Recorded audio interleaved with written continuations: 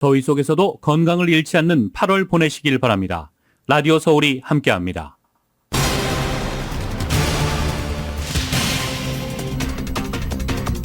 올 초 코로나 바이러스 팬데믹에 따른 세입자 강제 퇴거 유예 조치가 종료된 이후 렌트비 미납 등에 따른 강제 퇴거가 급증했습니다.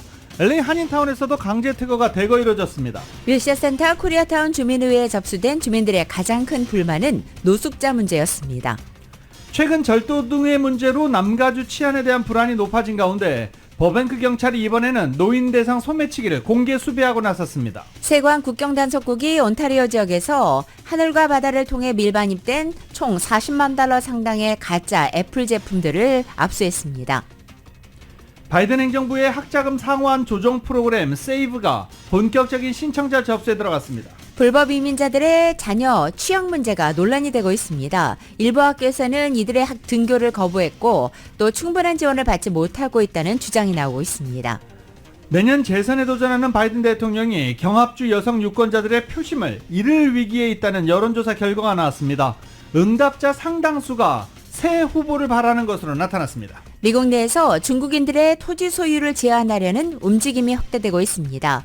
현재 33개 주에서 중국인의 토지 매입을 금지하려는 법안이 무려 81개 발의돼 있습니다. 하와이 마우이 섬의 산불 피해가 최대 60억 달러에 달할 수 있으며 이 가운데 75% 이상은 보험으로 보상받을 수 있을 것이란 분석이 나왔습니다. 최근 북미 해역에서 허리케인과 열대성 폭풍이 잇따라 형성돼 곳곳에 큰 비를 뿌리고 물난리를 일으킨 가운데 전문가들은 기후변화와 또 엘니뇨 현상이 결합해서 해수면 온도가 극단적으로 높아진 것이 주요 원인이라고 분석했습니다. 후쿠시마 오염수 방류가 오늘 밤부터 시작됩니다. 태평양 주변 나라들 그리고 바다와 맞닿은 세계 곳곳에서 걱정을 안고 지켜보고 있습니다. 한편 국민 건강에 영향이 없도록 일본의 원전 오염수 방류 과정을 꼼꼼히 살펴보겠다는 한국 정부 측의 약속에도 불구하고 정치권의 공방은 연일 격해지고 있습니다. 정부와 여당이 일본의 원전 오염수 방류로 피해가 우려되는 어민과 수산업자를 위해 금융과 세제 등 2천억 원가량의 지원책을 마련키로 했습니다. 일본 수산물을 가장 많이 수입하고 있는 중국과 홍콩은 강력히 반발하고 있습니다. 중국은 공식 논평을 통해 극도로 이기적이고 무책임한 행동이라고 몰아붙였습니다. LA 다저스가 클리블랜드와의 원정 경기에서 3대8로 패했습니다. LA 엔젤스는 신시내티에게 3대4로 패했습니다. 한국 축구대표팀과 아시안게임 대표팀 감독들이 모두 원하고 있는 이강인 선수가 부상을 입었습니다. 한국 축구에 비상이 걸렸습니다. 오늘 뉴욕 증시 상승 출발하고 있습니다. 원달러 환율은 1339.7원으로 마감했습니다. 남가주 오늘도 대체로 맑겠고 LA 한인타운 낮 최고 기온은 81도로 예상됩니다. 이 시간 주요 뉴스는 하늘 위 호텔, 세계 최대 항공기 아시아나항공 A380에서 차별화된 서비스를 만나보세요. 고국까지 편안하고 안전하게 모시는 아시아나항공 제공입니다. 여러분 안녕하십니까? 김윤정입니다. 안녕하십니까? 유지승입니다. 2023년 8월 23일 수요일 라디오 서울 모닝 뉴스 2부입니다. 오늘 라디오 서울 모닝뉴스 2부 첫 소식은 정현호 기자가 문을 열겠습니다. 바이든 행정부의 학자금 상환 조정 프로그램 세이브가 어제부터 본격적인 신청자 접수에 들어갔기 때문입니다. 정현호 기자입니다. 연방대법원 판결로 4천억 달러 규모의 대학 학자금비 탕감 정책에 제동이 걸린 뒤 조 바이든 대통령이 대안으로 마련한 학자금 대출 탕감 후속 조치인 세이브가 22일부터 신청자를 받기 시작했습니다. 지난달 말부터 새 프로그램 시험 접수에 들어갔던 정부 당국이 22일부터 본격적으로 신청자 접수에 들어간 것입니다. 새 프로그램은 대출자의 남은 학자금 빚이 얼마인지가 아니라 대출자의 소득과 가족 수에 따라 상환액이 결정돼 저소득층 대출자의 상환 부담을 덜어주게 되며 소득에 따라서는 전액 면제도 가능합니다. 세이브 프로그램은 일단 대출자로 하여금 소득 중에 주거비와 식비 등 필수 생계비를 제외한 액수의 10%에 해당되는 액수를 학자금 월페이먼트로 납부하도록 하고 있습니다. 싱글의 경우 연소득 32,850달러 이하, 4인 가족의 경우에 연소득 67,500달러 이하의 경우 월 상환액은 0달러까지 낮아집니다. 100만 명 정도가 이 카테고리에 해당돼 사실상 학자금 전면 탕감 수혜를 누리게 됩니다.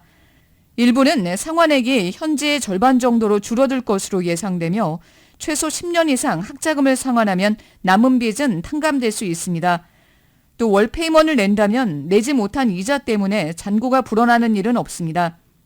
신청자 접수는 studentaid.gov/idr에서 받고 있습니다.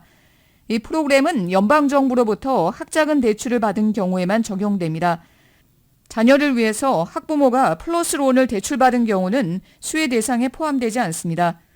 일단 신청을 하면 교육부가 이메일로 접수증을 발송하고 이 프로그램에 자격이 되면 학자금 상환이 재개되는 올가을부터 새롭게 계산된 금액에 따라 학자금 상환을 하면 됩니다.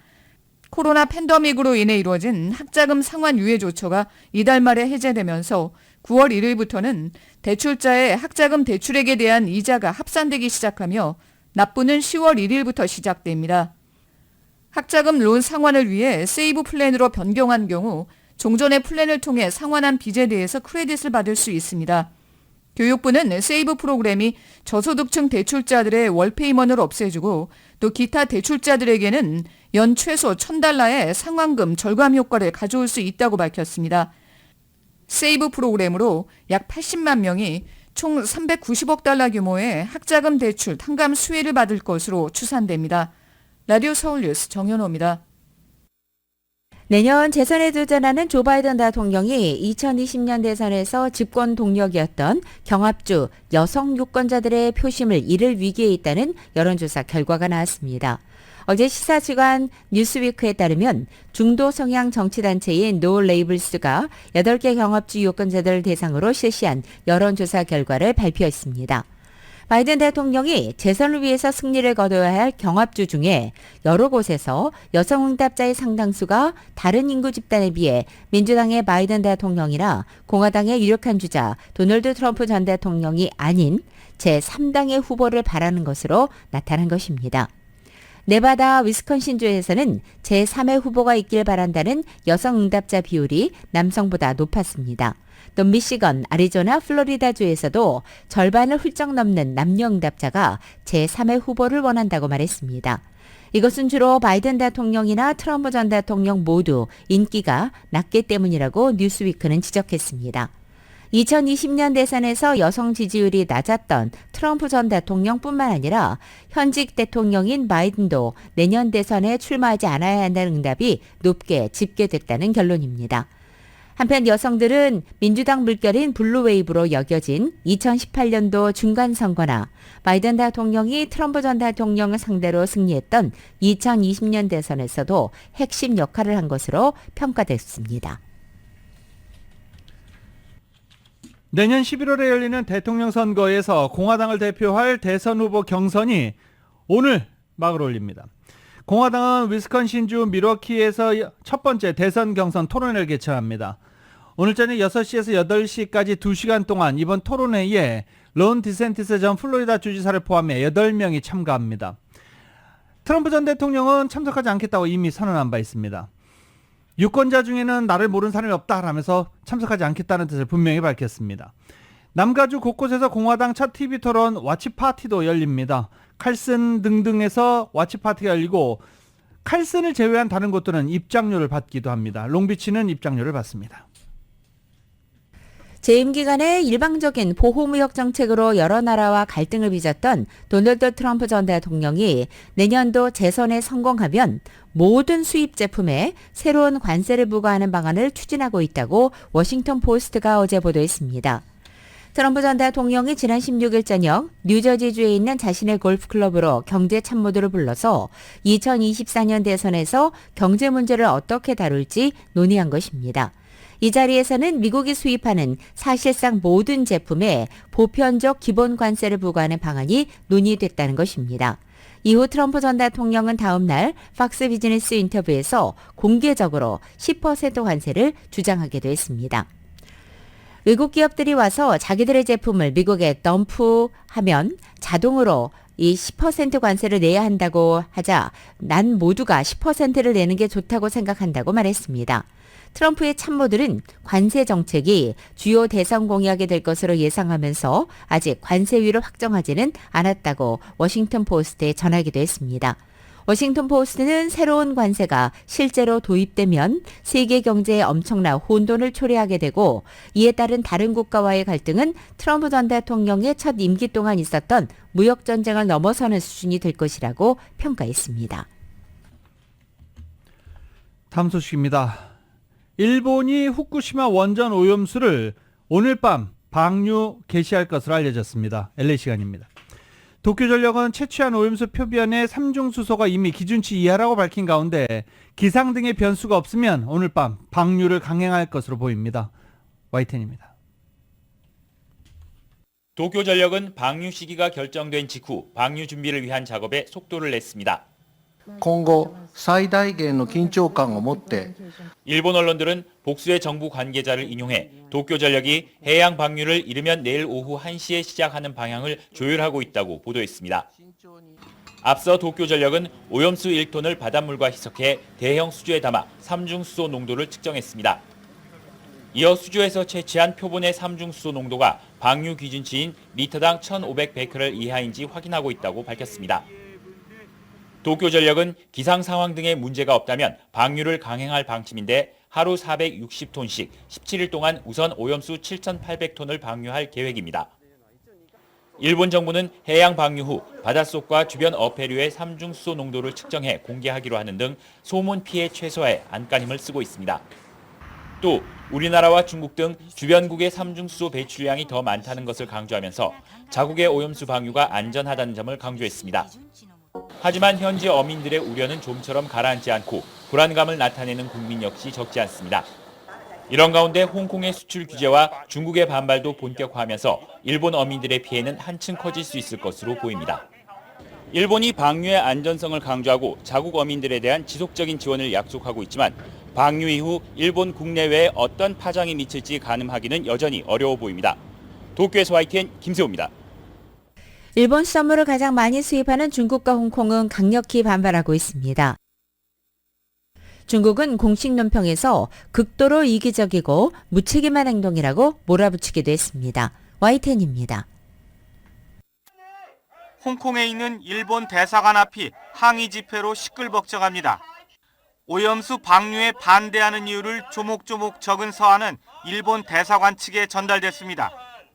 What's coming next? It's going to finish off the Japanese industry with a man-made mistake. 홍콩 정부는 말뿐이 아닌 행동으로 맞대응했습니다.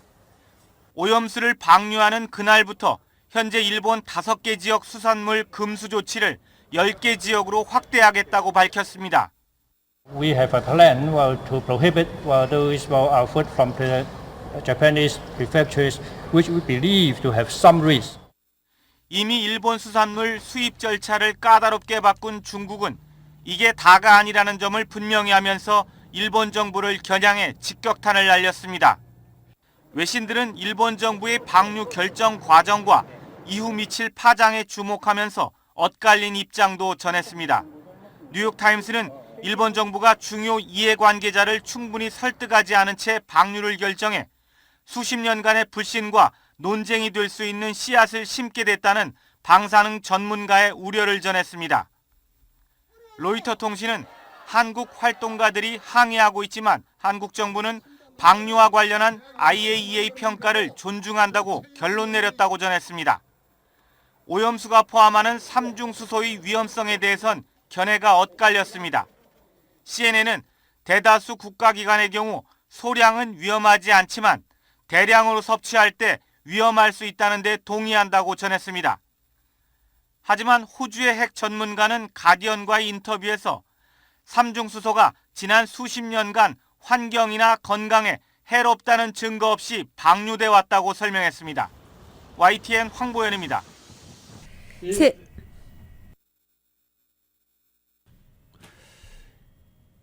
원자로는 전 세계 모든 국가가 있습니다. 그런데 왜 일본만 이렇게 문제를 삼는 것일까요? 일본의 오염수 해양 방류 조건은 삼중수소를 제외한 모든 방사성 핵종을 제거한 뒤에 바닷물로 희석해 방류하는 겁니다. 그런데 정상 가동되는 다른 나라의 일반 원전에서도 삼중수소는 배출이 됩니다. 건축 기술로 차단할 수 없는 미량의 방사능이 원전 주변 지하수로 스며드는데 그 양이 매우 미미해 처리한 뒤에 사실상 삼중수소만 남은 상태로 배출되기 때문에 큰 문제가 되지 않는 겁니다. 이같이 삼중수소 배출은 원전 가동에 따른 불가피한 상황이어서 각국은 미리 공개한 배출 기준에 따라 방류하고 있습니다. 일본의 오염수와 정상 원전의 액체 폐기물을 삼중수소량으로만 놓고 비교하는 건 본질을 벗어나는 것이라고 전문가들은 지적합니다. 정상 원전과 달리 후쿠시마 오염수는 원전 자체가 파괴돼 핵물질이 바로 물에 녹아든 상태라 비교할 수 없을 정도로 위험하다라는 겁니다. 일본이 삼중수소를 제외한 수십 가지 핵종을 모두 제거해 오염수를 정화했다라고 말했지만 최근 후쿠시마 인근에서 잡힌 우럭에서 기준치의 180배에 이르는 세슘 방사능이 나온 바 있습니다. 결국 일본의 주장대로 방사성 핵종이 완전히 정화됐는지 오염수에 남은 핵종의 농도는 어느 정도인지 등이 객관적이고 투명하게 공개돼야 되는데 저희는 그냥 IAEA와 일본의 말만 믿고 있는 중입니다. 전문가들은 특히 전 세계 이목이 집중된 지금은 일본이 철저한 관리를 한다 해도 앞으로 30년 동안 그런 처리 방식을 유지할 수 있는지에 대한 기술적인 확신, 외교적 근거 필요하다고 지적했습니다. 세계 설탕 생산 1위 국가인 인도가 오는 10월부터 인도에서 생산되는 설탕의 수출을 금지할 것으로 전망됩니다. 로이터 통신은 익명의 인도 정부 소식통 3명을 인용해서 인도의 가뭄으로 인해 사탕수수 수확량이 줄어 당국이 수출 금지 조치를 준비하고 있다고 전한 것입니다. 인도가 설탕 수출을 중단한다면 국제 설탕 가격이 수년 이래 최고치를 치솟아 식료품 가격 상승세를 더욱 부추길 가능성이 있다고 로이터 통신은 전망했습니다. 라디오서울 모닝뉴스 함께하고 계십니다.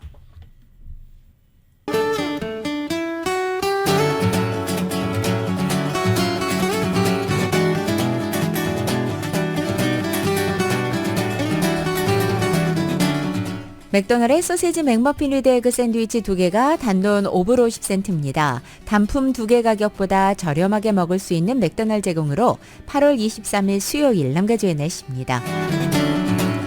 남가주 지역 오늘도 대체로 맑고 쾌적한 날씨 이어갑니다. 대부분 지역 낮 최고 기온 어제와 비슷하게 유지돼서 이번 주말 전까지는 예년겨울을 약간 밑돌겠고 밸리와 인랜드 지역은 오늘부터 평년 기온을 약간 웃돌면서 어제보다는 조금 더워지겠습니다. 목요일인 내일과 모레 금요일 이틀간은 또 한 차례 몬순의 영향권에 들면서 부분적으로 구름이 지나겠고 습도가 높아집니다. 하지만 주말인 토요일부터는 보다 맑고 건조한 날씨를 회복하고 낮 기온도 조금씩 높아져서 다음 주 중에는 반짝 더위가 찾아올 것으로 전망됩니다. LA 한인타운의 오늘 낮 최고 기온 81도, 밤 최저 기온은 65도, 오렌지 카운티 지역은 86도, 66도, 밸리와 인랜드 엠파이어 지역 97도, 66도, 해안 지역은 73도, 64도로 예상됩니다. 한국은 오늘 전국 대부분 지역에 강한 비가 내리겠습니다. 서울의 오늘 아침 최저 기온 73도, 낮 최고 기온은 80도로 예상됩니다. 오늘의 날씨는 맥도날드의 소세지 맥머핀 위드 에그 샌드위치 2개가 단돈 5불 50센트입니다. 단품 2개 가격보다 저렴하게 먹을 수 있는 맥도날드 제공입니다. 라디오솔 모닝뉴스 2부 이 시간은 1250만 불, 교통사고 최고 보상, 교통사고 전문 천재 변호사 리차드 호프만, 메디케어 시니어를 위한 전문의 허가가 아주 빠른 한인 최고 최대의 서울 메디칼 그룹, 총 20억 달러의 승소, 크고 작은 교통사고와 상해, 브라이언 타필라와 시질러, 고객 한 분 한 분과의 릴레이션십을 생각합니다. 당신의 든든한 금융 파트너 CBB뱅크, 맥도날드에서 새롭게 준비한 치즈 할라피뇨 소세지 맥머핀 위드 에그로 톡 쏘는 맛에 아침을 즐길 수 있습니다. 맥도날드 공동 제공입니다.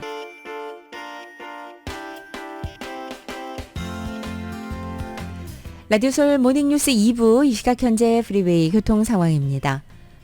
110번 노스 방향입니다. 아담스 블루바드와 만나는 지점 이중 추돌사고 있습니다. 405 사우스 방향 메인 스트리트과 만나는 지점엔 단독 차량 사고 있습니다. 5번 사우스 방향에서 헐리우드 웨이와 만나는 지점엔 차량 화재 사고 보고됐습니다. 134번 이스트 방향 포레스트론 드라이브와 만나는 지점 3중 추돌 사고 있습니다. 참고하시고 안전운전하시기 바랍니다.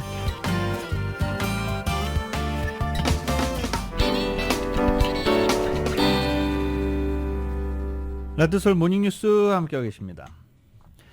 LA시 의회가 LAPD를 대상으로 한 대규모 인센티브안 승인 여부를 결정합니다. 이는 경찰 인력이 급격히 줄어든 상황 속에서 기존 경찰의 자직, 퇴직이나 타 지역으로의 전임을 막고 신규 인력을 많이 확보하기 위한 조치입니다.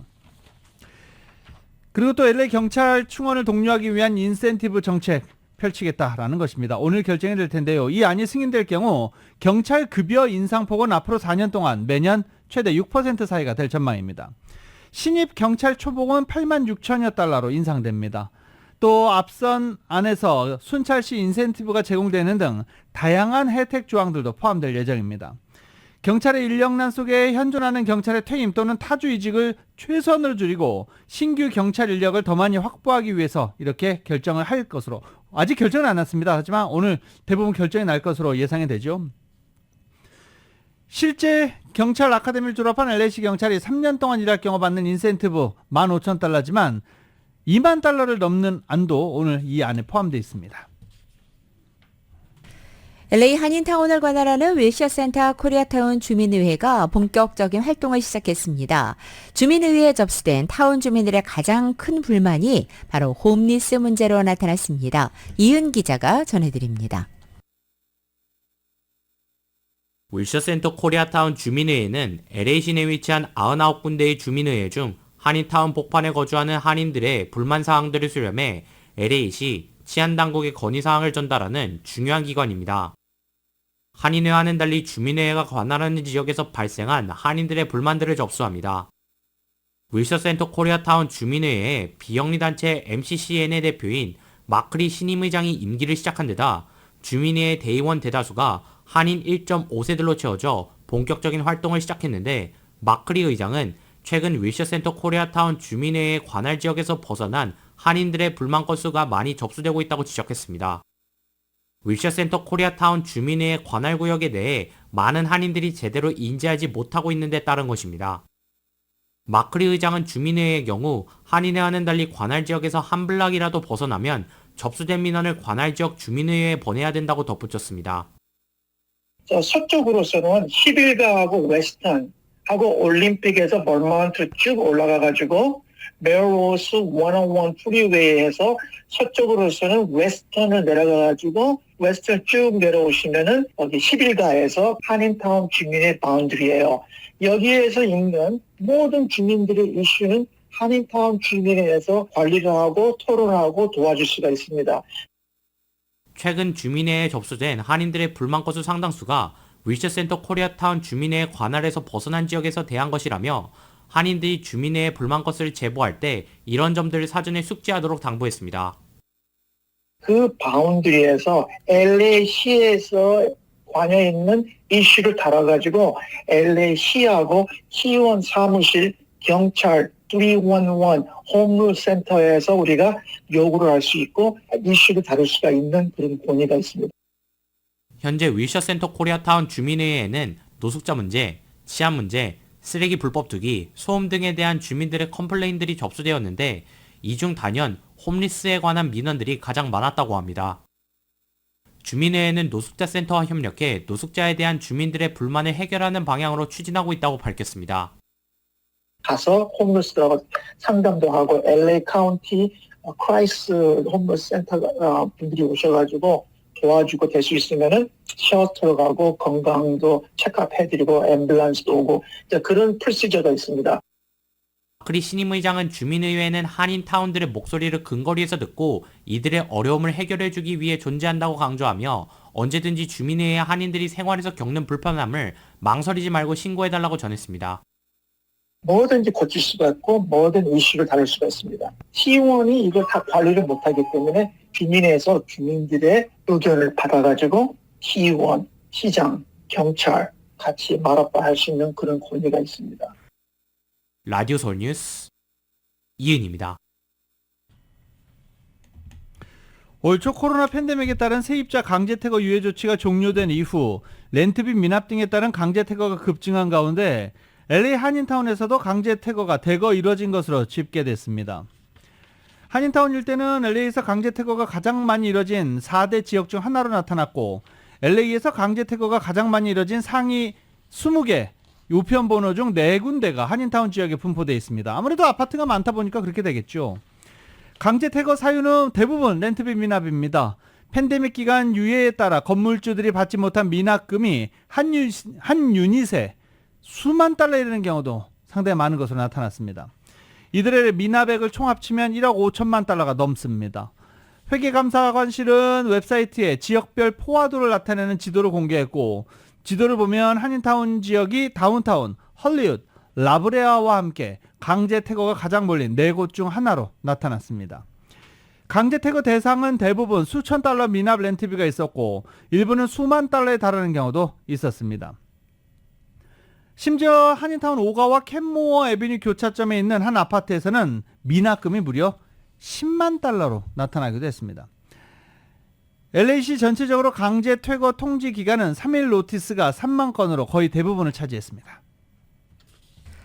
남가주의 보수적인 학부모들이 최근 학교에서 성소수자들에 대한 교육이 이루어지는 것에 강력히 반대하는 항의 시위를 했습니다. 어제 오후 LA 통합교육부 본부 건물 앞에서는 약 150여 명 정도의 학부모들이 모여서 행진을 하며 집회를 열었습니다. 이들 시위대들은 LGBTQ+ 교육에 반대하는 주장을 펼쳤습니다. 시위 참가자들은 남가주 학부모 연합이라는 단체 소속으로서 LA와 글렌데일, 앤텔러밸리, 샌디에고 등지에서 모여든 것으로 알려졌습니다. 이들은 LA 통합교육부 본부 앞까지 이동해서 학교 교과 과정에서 성 관련 교육을 빼라고 요구한 것입니다. 그러나 LAPD는 어제 집회가 사전에 허가를 받지 않은 불법 집회라고 규정하고 단속했습니다. 이 과정에서 학부모 연합 참가자들이 저항해 격렬한 충돌이 일어났고 3명이 체포되기도 했습니다. 이 같은 일부 보수적인 학부모들이 어제 본부 건물 앞에서 시위를 벌이자 LA 통합교육부는 성명을 통해 성 취향이 다른 것은 차별의 이유가 될 수 없다고 명확히 지적하기도 했습니다. 중남미 출신 불법 입국자들이 남부 국경지대에서 성역도시를 표방하는 북부 대도시들, LA도 벌써 버스가 9대까지 왔지요. 이번에는 새학기를 맞아서 이들 자녀의 취향 문제가 논란이 되고 있습니다. 불법 입국자 자녀들이 등교를 거부당하거나 학교 측으로부터 학업을 위한 충분한 지원을 받지 못하고 있다라면서 이 불법 체류자들이 불만을 제기하면서부터입니다. 시카고 경찰서를 임시 거처 삼아 생활하고 있는 중남미 출신 불체자 자녀 10여 명은 시카고 공립학교 개학 날인 전날 학교 측으로부터 등교를 거부당했습니다. 우리가 이곳으로 온 주요 목적 중 하나가 아이들 교육인데 아이들을 학교에 등교 보내지 못하다니 라면서 이 불체자 부모님들은 불만을 제기했습니다. 학교는 학교에 스페인어 구사자가 충분치 않아 제대로 된 도움을 주지 못하고 있다라고 말하기도 했습니다. 같은 경찰서에 사는 2명의 고등학생은 인근 고등학교에 등교는 했지만 언어 지원을 받을 수 없었다며 학교 측은 스페인어를 구사하는 교사들이 도움을 줄 거라 약속했지만 실제로는 없었다라고 말했습니다. 이제 불체자 성역 도시를 보방한 도시들은 언어 통역사도 각 학교에 모두 다 배치해 놔야 합니다.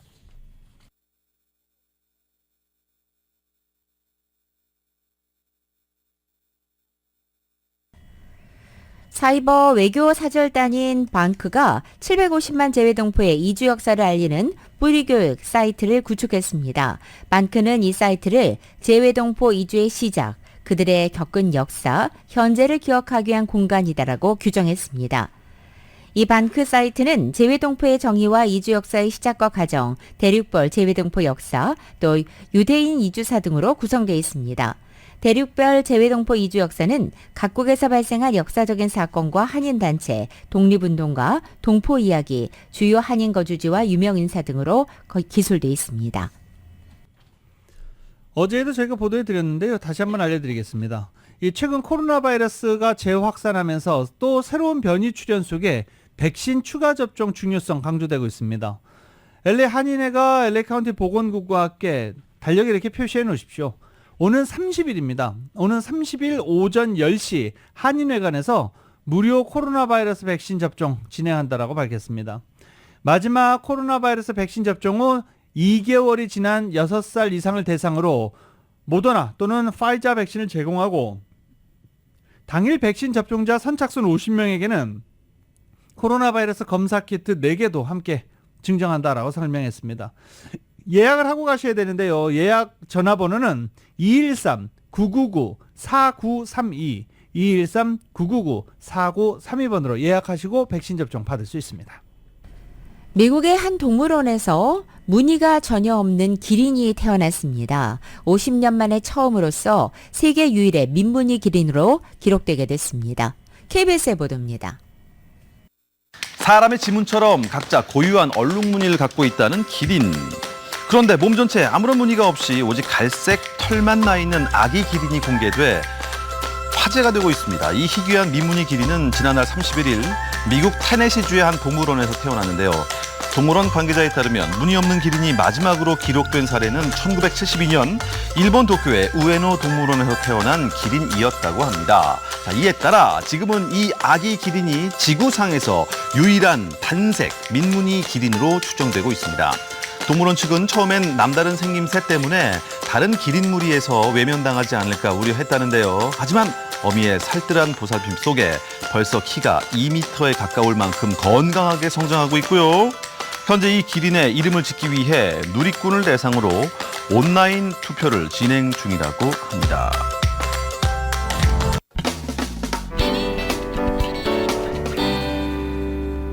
라디오설 모닝뉴스 함께하고 계십니다.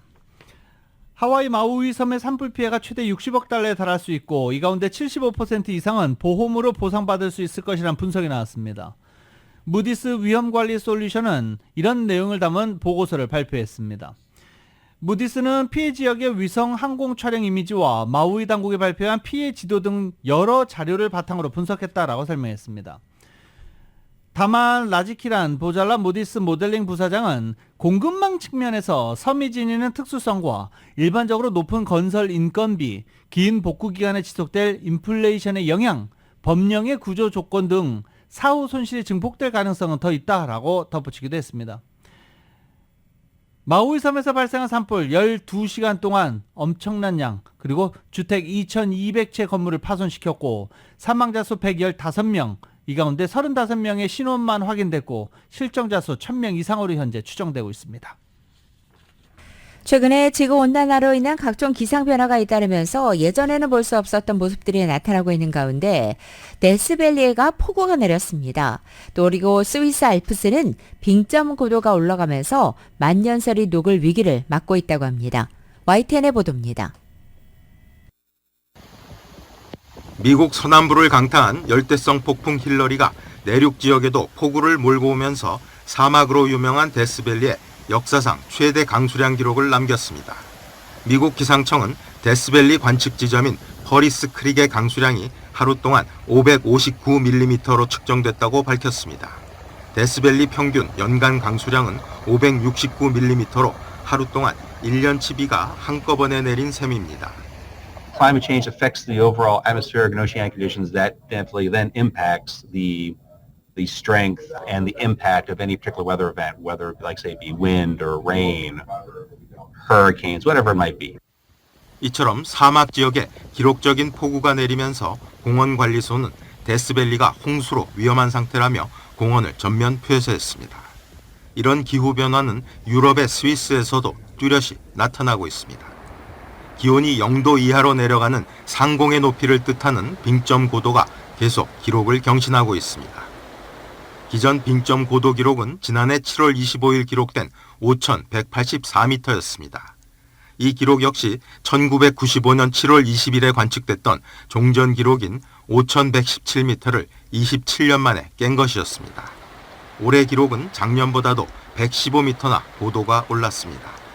The freezing level, in the glaciers, the disappearance of snow was dramatic last year, and unfortunately, with this latest heat wave, that trend is continuing. 빙점 고도의 상승은 스위스에 넓게 퍼져 있는 알프스 산맥 꼭대기의 빙하 역시 계속 녹아내리게 하는 결과로 이어질 수 있다고 스위스 기상청은 지적했습니다. YTN 김진호입니다. UPS 요새 배달 많이 받으시죠? 페덱스로도 많이 받으시고 UPS로도 많이 받으시고. UPS 노사가 합의한 임금 인상안이 노조원 투표에서 80% 이상 지지를 얻으면서 가결됐습니다. 노사가 이견을 보이고 있던 일부 쟁점만 이제 접점을 찾으면 전체 합의안은 30여만 명의 UPS 직원에게 모두 적용됩니다. UPS 정규직 근로자 평균 급여가 얼마인지 아십니까? 14만 5천 달러입니다. 그런데 이번 합의안이 이제 적용되면 17만 달러로 올라가게 됩니다. UPS는 팬데믹으로 배송 물량이 급증하면서 지난해 회사 순이익은 110억 달러로 2019년에 비해서 70%나 증가했습니다. 이에 따라 노조는 회사 측에 임금 인상을 요구했고 노사 합의안이 가결이 된 것입니다. UPS 정규 직원의 평균 급여 연봉 17만 달러입니다.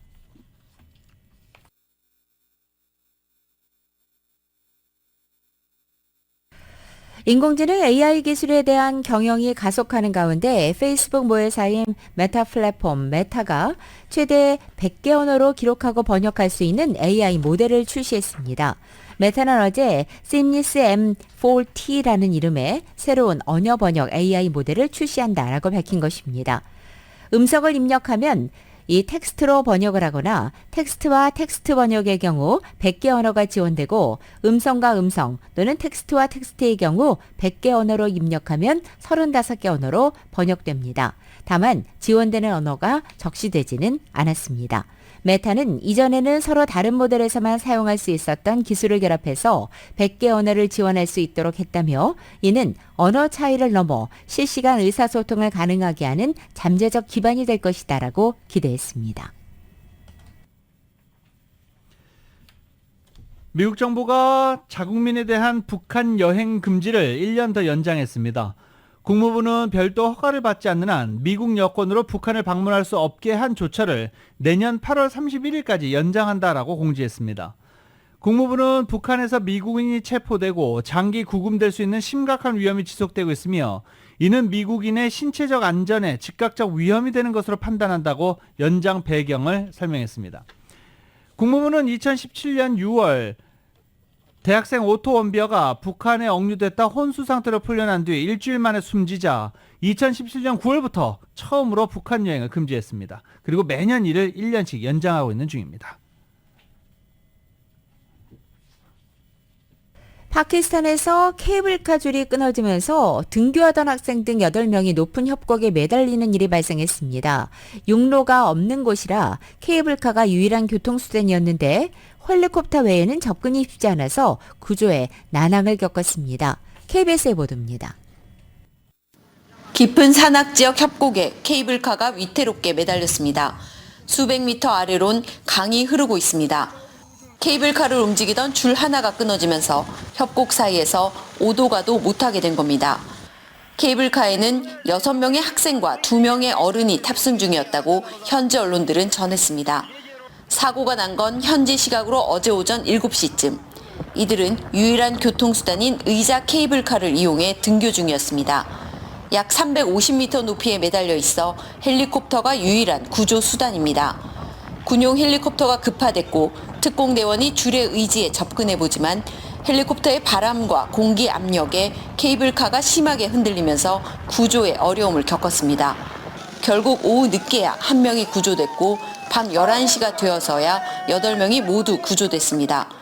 육로 이동이 어려운 파키스탄의 많은 산악 지역에서는 이러한 케이블카가 유일한 교통수단으로 이용되고 있습니다. 하지만 지난 2017년에도 줄이 끊어져 10명이 숨지는 등 사고 위험이 높습니다. 파키스탄 총리 대행은 산악 지역의 모든 케이블카를 점검하고 안전하지 않은 경우 모두 폐쇄하라고 지시했습니다. 두바이에서 KBS 뉴스 우수경입니다.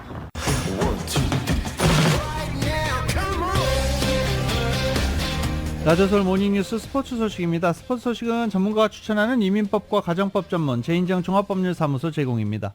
LA 다저스가 클리블랜드와 원정 경기를 가졌죠. 클리블랜드에서 또 하필이면 만난 투수가 신더가드예요. 트레이드 때 클리블랜드를 보냈는데 3대8로 패했습니다. 신더가드는 6이닝 3실점 하고서 불펜으로 마운드를 넘겼습니다. LA 엔젤스는 신시내티에 3대4로 역전패를 당했습니다. 홈런 3방으로 3대1까지 앞서고 있었는데 3대4로 역전패 당했고, 그나마 반가웠던 것은 마이크 트라웃이 거의 2달 만에 복귀했다는 것입니다. 이틀 전에 빅리그 첫 말로 홈런 손맛을 봤던 김하성 선수가 어제는 4타수 1안타로 타격감을 이어갔습니다. YTN의 보도입니다. 김하성 대회를 맞아 실물을 꼭 닮은 인형을 받아들고 소녀 팬이 즐거워합니다. 전날 생애 첫 그랜드슬램을 날렸던 김하성은 성원에 보답하듯 안타 행진을 이어갔습니다. 6회 좌중간 안타를 쳤고 곧이어 도루를 시도하다 아쉽게 아웃됐습니다. 샌디에고는 단 3안타에 그치면서 마이애미에 0패했습니다. 잠잠하던 피츠버그 배지환도 모처럼 멀티 출루에 성공했습니다. 4회 볼넷으로 나가서 후속 타자 땅볼때 홈으로 쇄도해 선취득점을 뽑았습니다. 5회 말루 귀에선 1루 땅볼로 귀중한 타점까지 올렸습니다. And there it was down in the dirt, and it is going to result in a run as it's bounced to first. An RBI for Ji-Won Bae gets it done, scores Vinny Capra, and the Pirates regain the lead. 배지아는 7회 안타를 추가했고 피츠버그는 6대3으로 이겼습니다. 전반 8분 위험 지역에서 상대 수비수들의 샌드위치 마크에 막혀 넘어지는 호날두. 하지만 심판의 휘슬은 울리지 않았고 전반 막판에도 비슷한 불운은 계속됐습니다. 멋진 시저스킥이 수비수 손에 맞았지만 또 그냥 지나갔고, 페널티 지역에서 병합 중 쓰러졌지만 반칙은 선언되지 않았습니다. 후반 들어 알 나스르가 연속골을 뽑은 상황. 호날두는 마침내 팀의 4번째 골을 이끌어냈고 도움 1개로 4대2 승리에 한몫했습니다. 유럽 챔스리그에만 서왔던 호날두는 알 나스르가 아시아 챔스리그 플레이오프에서 승리하며 아시아 별들의 무대에도 첫 선을 보이게 됐습니다. YTN 서봉국입니다. 한국 축구대표팀과 아시안게임 대표팀 감독들이 모두 원하는 이강인 선수가 부상당해서 한국 축구의 비상입니다. 일단 9월 A매치 출전이 불발된 가운데 실전 감각이 떨어진 채 아시안게임에 합류하게 될까 우려의 목소리가 큰 상태입니다. KBS입니다. 지난달 파리 생제르맹 이적 직후 오른쪽 허벅지 뒤근육을 다쳤던 이강인은 이번에는 왼쪽 허벅지 부상을 당했습니다. 개막 전부터 2경기 연속 선발로 나선 이강인은 지난 20일 툴루즈전 도중 통증을 느낀 것으로 알려졌습니다. 코너킥을 전담해서 차야했던 이강인은 왼쪽 허벅지 앞근육에 무리가 온 것으로 보입니다. 파리 생제르맹 구단은 이강인이 최소 9월 A매치 기간이 끝날 때까지는 치료에 집중할 예정이라고 발표했습니다. 이강인이 꼭 필요했던 A 대표팀과 항저우 아시안게임 대표팀 모두 비상이 걸렸습니다. 이강인을 9월 A매치에 차출할 계획이었던 클린스만 대표팀 감독은 이강인을 명단에서 제외하기로 했습니다. 문제는 다음 달 15일까지 이어지는 A매치 기간이 끝난 뒤 곧바로 19일에 첫 경기가 열리는 아시안게임입니다. 황선홍 아시안게임 대표팀 감독은 이강인의 부상 회복 시점이 아시안게임 합류 시점과 맞물려 상황을 계속 지켜봐야 할 것 같다며 걱정을 감추지 못했습니다.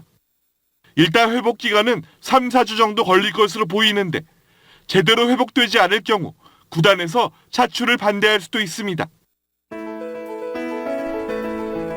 2023년 8월 23일 수요일에 전해드린 라디오솔 모닝뉴스 여기서 마치겠습니다. 지금까지 진행의 유지승, 김윤정이었습니다. 라디오솔 모닝뉴스 2부 이 시간은 1250만 불 교통사고 최고 보상, 교통사고 전문 천재 변호사 리차드 호프만, 메디케어 시니어를 위한 전문의 허가가 아주 빠른 한인 최고 최대의 서울 메디칼 그룹, 총 20억 달러의 승소, 크고 작은 교통사고와 상해, 브라이언 타필라와 CJ러, 고객 한 분 한 분과의 릴레이션십을 생각합니다. 당신의 든든한 금융 파트너 CBB뱅크, 맥도널드에서 새롭게 준비한 치즈 할라피뇨 소세지 맥머핀 리드액으로 톡 쏘는 맛에 아침을 즐길 수 있습니다. 맥도널드 공동 제공이었습니다. 잠시 후 9시에는 강희신의 오늘의 미국이 방송됩니다. 함께해 주신 여러분 고맙습니다.